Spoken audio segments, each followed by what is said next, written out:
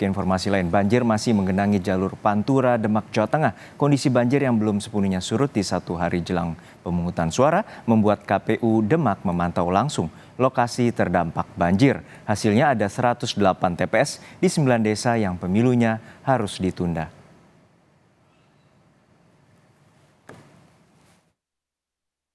Hingga hari kelima, banjir masih menggenangi ribuan rumah warga di wilayah Demak, Jawa Tengah. Banjir dengan ketinggian 1,5 meter juga melumpuhkan jalur Pantura Demak Kudus. Puluhan truk besar bahkan terjebak di tengah kepungan banjir.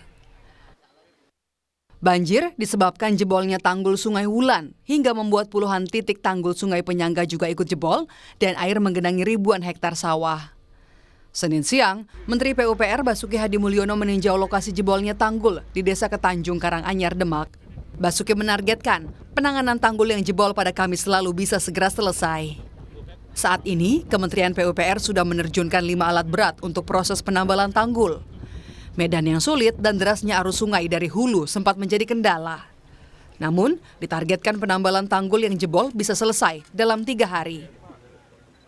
Penanganan jebolan ini kita kan sudah ada 5 alat di sana. Okay. Untuk kira-kira 2-3 hari ini insya Allah bisa kita tutup. Kendalanya apa Pak sejauh ini Pak? Aksesnya. Ya, aksesnya. Jadi ini kan juga akses ini selain dipakai untuk mengungsi juga air sehingga bukan air jemek gitu kan, sehingga berlumpur sehingga alat berat harus juga hati-hati sehingga tidak bisa. Kondisi banjir yang belum sepenuhnya surut di 1 hari jelang pemungutan suara membuat Ketua KPU Demak meninjau lokasi terdampak banjir. Dari hasil monitoring, setidaknya ada 123 TPS di 13 desa di Kecamatan Karanganyar, Demak yang masih terendam banjir. 108 TPS diantaranya di 9 desa yang pemilunya harus ditunda karena aksesnya terendam banjir.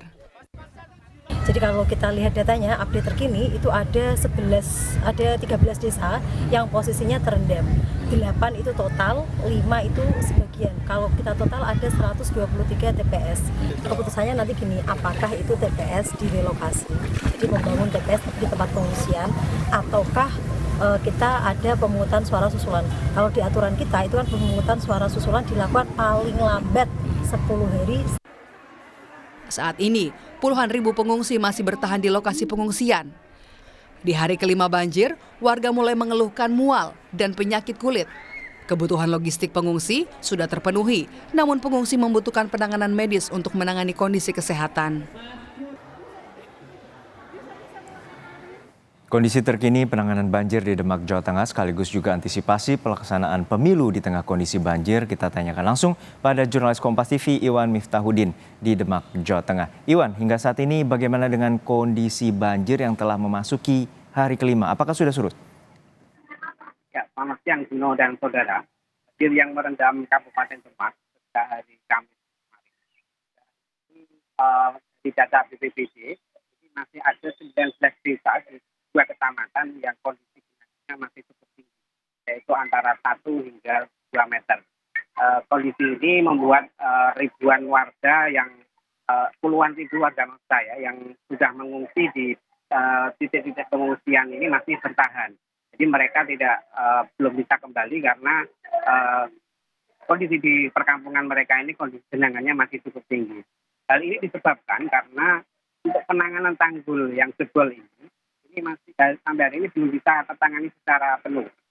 Bahwa dari Kementerian PUPR kemarin Pak Basuki saja mengunjungi lokasi dan kendala. Namun kendala-kendala ini sudah mencoba ditangani oleh para petugas dengan menerjunkan sejumlah alat berat ke lokasi jebolnya titik tanggul yang mengakibatkan genangan menggenangi lebih dari 19 desa tersebut. Nah, pasca kunjungan tersebut, Menteri Basuki juga memastikan bahwa jika cuaca baik dalam waktu 2-3 hari ke depan, insya Allah tanggul akan bisa dibenahi atau bisa ditutup dengan rapat. Nah, jika ditutup ini, kemungkinan nanti untuk genangan akan bisa berkurang. Dan untuk mengurangi genangan ini, dari PUPR juga telah menerjunkan belasan mesin pompa di sejumlah titik yang berada di lokasi genangan banjir. harapannya dengan penerapan pompa-pompa di sejumlah titik ini ada genangannya bisa segera keluar dan bisa menyurutkan genangan yang ada di perkampungan. Nah, mengingat ini adalah H-1 atau satu hari menjelang pencoblosan, ini ternyata masih banyak puluhan ribu warga yang saat ini tersebar di puluhan pengungsian. Nah, hal itu membuat KPU Kabupaten Demak kemarin mengeluarkan keputusan bahwa dari 19 desa yang tadi saya sampaikan tergenang banjir, ini ada 9 desa yang diputuskan untuk pemilihan umumnya atau pencoblosannya ini diundur. Waktu mengundurnya ini dari KPU belum menentukan satu atau dua, ada tenggang waktu sampai 10 pasca pemungutan suara di tanggal 14 Februari atau besok pagi. Nah, kemudian untuk logistik mulai hari ini dari KPU Kabupaten Demak sudah mulai mendistribusikan logistik untuk TPS-TPS yang saat ini sudah mempersiapkan untuk pencoblosan pada pemilu besok. TPS tersebut ada di 8 titik desa yang tadinya tergenang, namun hari ini untuk 8 desa tersebut genangannya sudah mulai surut. Seperti itu, Jun. Ya, Iwan, untuk saat ini bagaimana dengan tadi Anda sampaikan bahwa ada rencana penundaan untuk pemungutan suara. Lalu seperti apa solusinya dan mekanismenya terkait dengan TPS? Ada ratusan hingga 123 TPS yang terendam. Ya, Juno, untuk mekanisme pengunduran atau penundaan pencoblosan itu dari data KPU ada 108 TPS di 9 desa yang ada di Kecamatan Karanganyar. Nah, untuk penundaannya ini memang belum ada kepastian kapan ditundanya sampai kapan, namun KPU menyatakan bahwa ada rentan waktu 10 hari pasca pencoblosan tanggal 14 Februari. Jadi nanti kita dipastikan dulu bahwa banjir ini sudah berturut-turut atau belum. Kalau memang sudah turut dalam waktu 1-2 hari atau 3 hari ke depan, harapannya pasca warga kembali ke rumahnya masing-masing ini proses pencoblosan akan bisa segera dilaksanakan. Dan tentunya ini juga membutuhkan proses ataupun waktu yang agak lama juga karena waktu warga untuk kembali ke rumahnya ini kan juga membutuhkan waktu. Jadi mereka harus setidaknya mengkondisikan rumahnya dulu, membersihkan rumahnya dulu, baru setelah itu mereka akan menyalurkan hak pilihnya pada pemilu di tahun 2024 ini. Iwan, untuk saat ini ada 9 desa yang terendam banjir, lalu bagaimana dengan kondisi pengungsian dan apa saja yang dibutuhkan oleh para pengungsi? Ya, Juno, di kondisi pengungsian seperti di tempat saya melaporkan saat ini, memang ribuan warga sudah mulai mengalami keluhan sakit seperti mual, gatal-gatal, dan lain-lain. Hal ini memang disebabkan karena mereka sudah 6 hari berada di pengungsian ini dan mereka juga hanya tidur dengan seadanya. Namun untuk kebutuhan logistik ini saat ini saya dalam pantauan saya mereka tercukupi karena dari Kementerian Sosial maupun dari pemerintah daerah dan para relawan ini banyak yang sudah menyalurkan bantuan logistik maupun kebutuhan bagi para pengungsi.